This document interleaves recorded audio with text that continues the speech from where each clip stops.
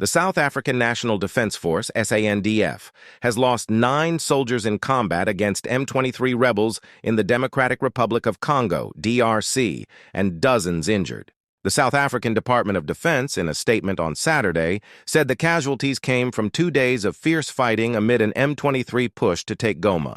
The South African contingent and its counterparts were able to halt the advancement of the rebel group towards Goma, the provincial capital of the eastern DRC. The M23 hostile forces had launched a full-scale attack on our troops with the intention of taking over Goma, but were unable to advance due to the heroic resistance put up by our gallant fighters. The intention of the M23, amongst others, is also to take over the city of Goma, but it met with heavy resistance from the SANDF contingent, which managed to prevent them from proceeding into Goma. Here is what Malema said. Not because we don't want to support DRC. What M23 did to us is actually a declaration of war against South Africa.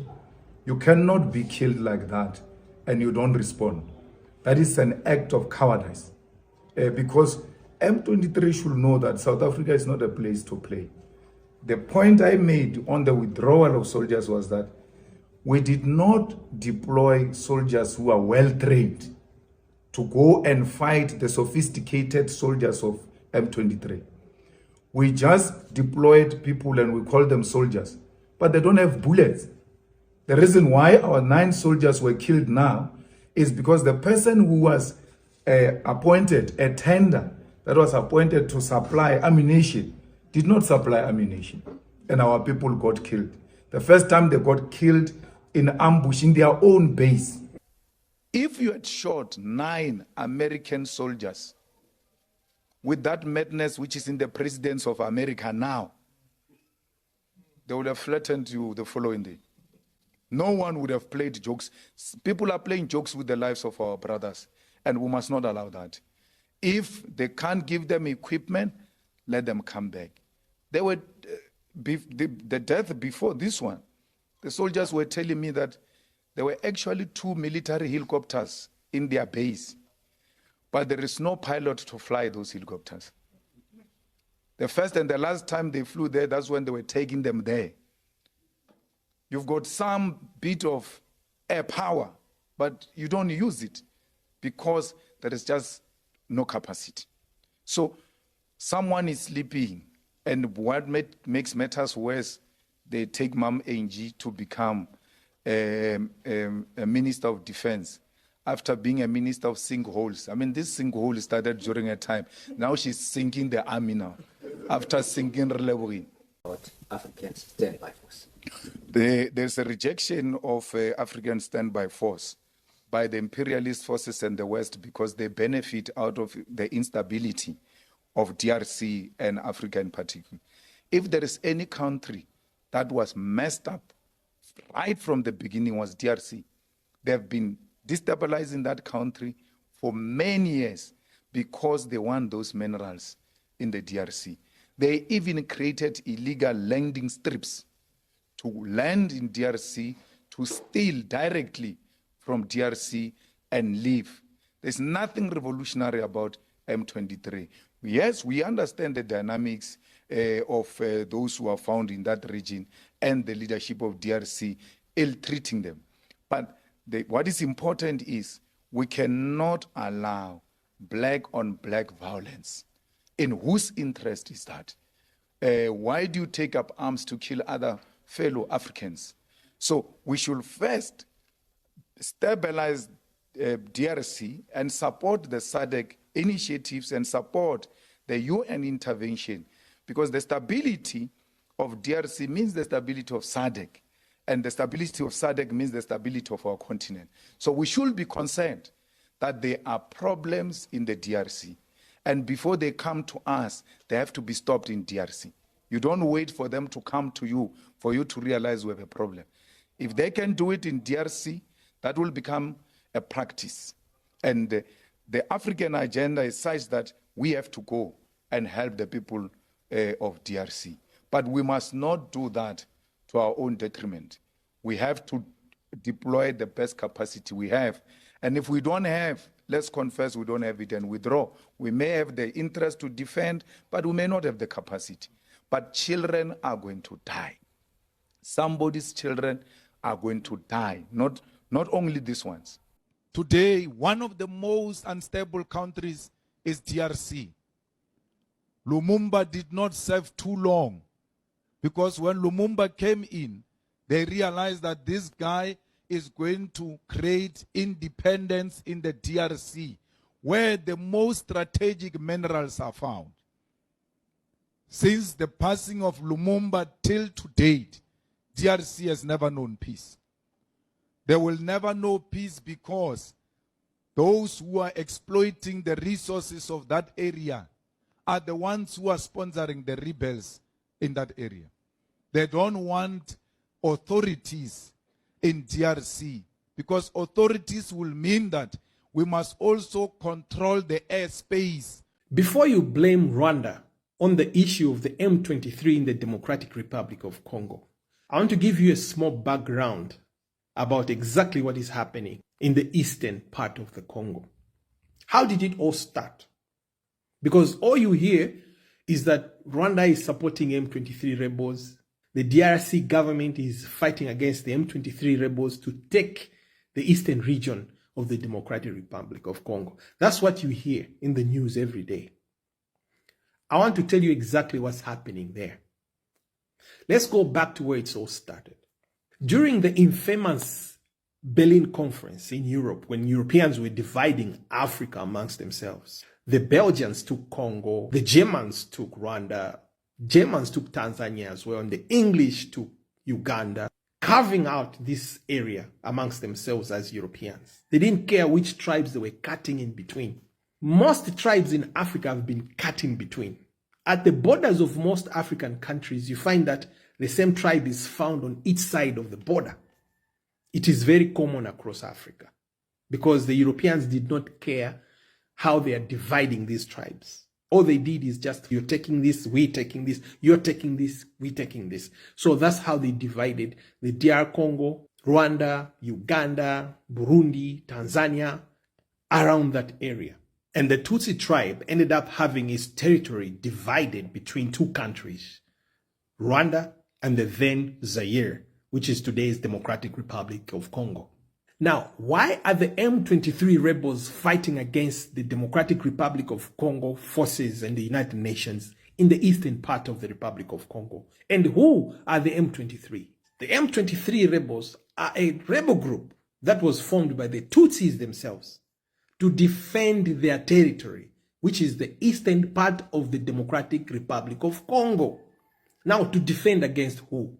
Against the Democratic Republic of Congo government, which has been trying to take over their land, the eastern part of the Democratic Republic of Congo, for decades now. You might be wondering how a group of people might be trying to defend themselves against their own government in their own country. Yes, that's the Democratic Republic of Congo. There is no rule of law. Everybody for himself. If you are weak, you are displaced. And this is what happens. Countries like the United States, China, and Russia have gone to the Democratic Republic of Congo, have chosen territories that they want to take over, and they've armed tribes that live there to fight off some tribes. So weaker tribes are taken over. So every tribe in the Congo DRC has to arm itself to the teeth. Those who have more arms and stronger, they take more territory. Government is in on it.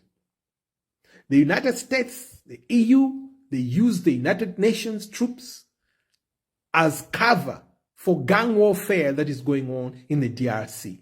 There's no government in the DRC. They call themselves government, yes, because they run things from Kinshasa. But in actual fact, they are a gang that represents the United States, France, and others to loot the DRC. And what do? The Democratic Republic of Congo forces themselves will go out there and displace their own people off their land and allow American, British, and Belgian and French companies to be mining on those lands while the indigenous people on those lands have been displaced. into refugee camps. Some have been displaced into other countries. Generations are born outside the Congo because they can't go back. They've been displaced and their lands are being guarded by the gun. Under the watch of the Democratic Republic of Congo government. This is why the Tutsis in the eastern part of the Congo armed themselves, starting with the Banyamulenge, now with the M23. Because if you don't arm yourself in the DRC as a tribe, you are finished, especially if you have rich land like the eastern part of the DRC that belongs to the Tutsis.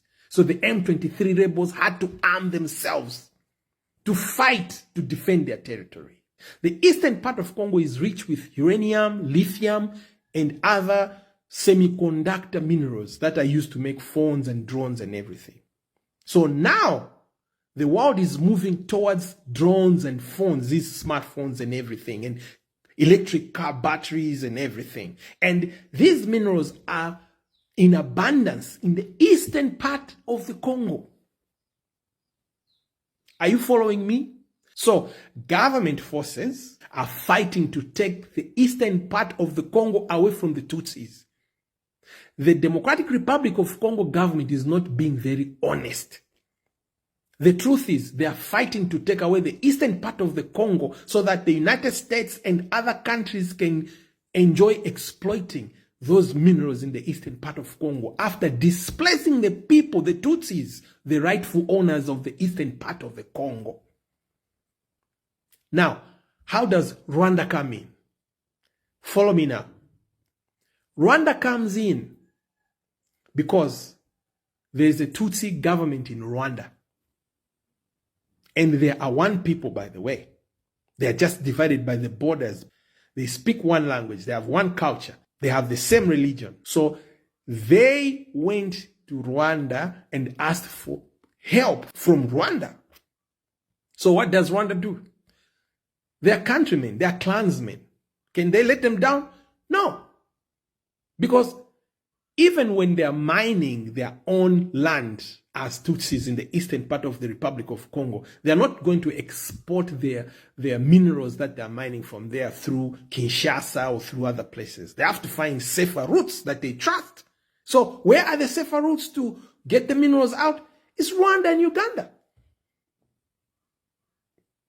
Do you understand what's going on here? So they fostered a relationship with Rwanda. Now, what does Rwanda benefit? From the exports, of course. One. Number two, after the genocide in Rwanda, it was a fight between the Hutus and the Tutsis. The Hutu tribe also is found in Democratic Republic of Congo, and it was divided in half by the Europeans. It is also found in the Democratic Republic of Congo, by the way. This is how complicated this whole thing is. So now, the Hutus, after being defeated in Rwanda, they escaped to the DRC. So when they escaped to the DRC, they were regrouping there to come and overthrow the government by force in Rwanda. So I said, how does the Rwandan government benefit from this scenario? Number one, I said, exportation through Rwanda of minerals. Number two, national security of the Rwandan government, the Rwandan people, has to be guaranteed. How? Because the Hutus could regroup and attack Rwanda again. So how do they guarantee national security as Rwanda? They have to keep those Hutus in the DRC in check. So how does Rwanda do that? They use their clansmen, the Tutsis that are found in the DRC, to keep the Hutus in the DRC in check. Do you see there? So that's the second way that Rwanda is benefiting from the relationship that it has with the Tutsis that are found in the DRC. Now, the DRC government is not being honest because they are trying to push the Tutsis out of the eastern part of the Congo, saying they have to go back to Rwanda. Where do they go back to? The eastern part of the Republic of Congo is their land. It is their land. You cannot expel a people and leave their land. The DRC government is not being honest. What they want is the minerals, the uraniums and the lithiums and other semiconductor minerals that are found in the eastern part of the Congo, the land that belongs to Tutsis. So they want to expel the Tutsis from there to Rwanda. You cannot, because these people is their land. The Europeans just divided it and said, this is Congo, this is Rwanda. So the DRC government, by not being honest on this issue, is complicating things. And the United Nations is coming in an already chaotic situation. But everybody knows the United Nations is the United States. So the United States has interest in the eastern part of the Republic of Congo because it is rich with semiconductors, which are important for nuclear arms production, drones, and all these phones and car batteries and airplanes and everything in the eastern part of the Congo. That's why the war is concentrated on the eastern part of the Congo, because the United States and its allies are fighting to push the Tutsis off their land, because their land is rich with minerals that are used in making of semiconductors, drones, and nuclear weapons. This is why they are fighting hard